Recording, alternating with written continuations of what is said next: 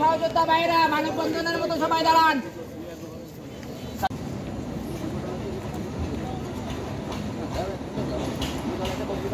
ইসলাম মনি ভাই এছাড়া আমাদের এলাকার এখানে উপস্থিত আছেন বাগেরহাট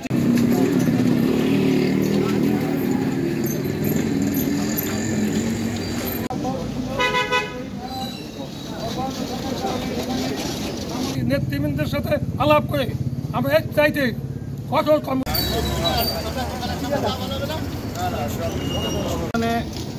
অংশগ্রহণ করেছি। বাগেরহাট পৌরবাসী বেহাল অবস্থা, বাগেরহাট পৌরবাসী দুর্দশার ভিতরে দিন কাটাচ্ছে।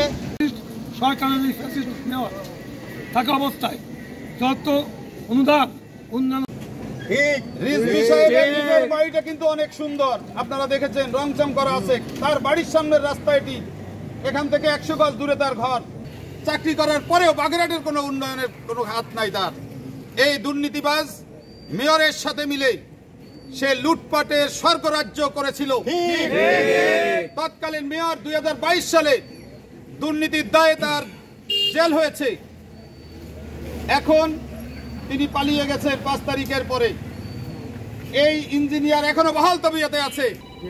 এই দুর্নীতিবাজ ইঞ্জিনিয়ারকে অবিলম্বে কান থেকে সরাতে হবে।